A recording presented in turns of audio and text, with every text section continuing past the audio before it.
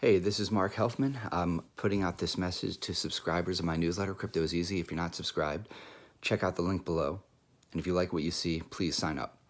You can also subscribe to this YouTube channel. I'm not planning to grow it as a channel, but I will be putting out some content here. So you'll get it as soon as everybody else does. One of the things that I wanted to talk about really briefly is a message that I'm seeing in a story, in a narrative that seems to be building around a lot of assets, investments, assets, economies, particularly with Bitcoin. And it's the idea that all this money printing that governments are doing, that is going to drive inflation. And it might, but I want to give you a little bit of perspective that I'm not sure people are really talking about. The situation we're in is right now there is so much money coming out of economies and the money supply is essentially shrinking. Like, it's complicated. It's not fair to simplify it that much. But I mean, just for the sake of a 5-minute YouTube video, I'll simplify it that much. We don't know how much money is being lost, has been lost, and will be lost. So when governments print more money, we don't know if that's going to lead to inflation. We don't even know if what they're doing is enough to replace all that money that was lost and that will be lost over the next few months.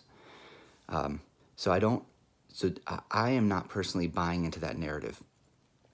It's possible. We don't know.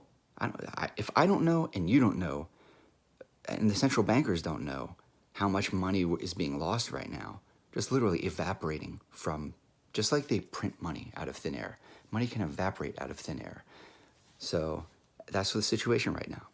Money is literally just evaporating. In order for money to grow, it needs to circulate around the economy. People just aren't engaging in enough economic activity to grow that money supply. And right now, simply because governments are printing more money,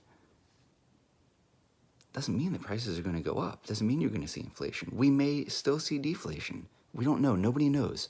This is a very uncertain time. And if your thesis and your idea and your perspective is, oh, well, there's going to be a flood of money and everything's going to go up, I don't know. And I don't think you should be that confident in that. For me personally, that's why I make sure I try to stay diversified in everything that I own. I'm fortunate, I'm lucky, and it is luck. It's just luck, and being in the right place at the right time and knowing, well, not even knowing, but making some good educated guesses about what would be the best thing to do with my time and money. And nobody's I'm not where I want to be. I worry about everything.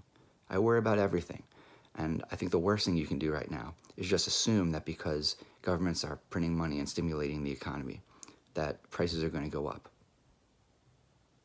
Because they might not. They might not. This is an extraordinary time. It's a really extraordinary time. And I think caution is probably, you're probably better off being a little cautious and being a little grounded than buying into a new narrative or a new concept that we don't have any evidence or data or proof that that's going to happen. So, a lot of money has been lost. A lot of money will be lost. Governments are trying to replace that money. They may overshoot. They may undershoot. We don't know.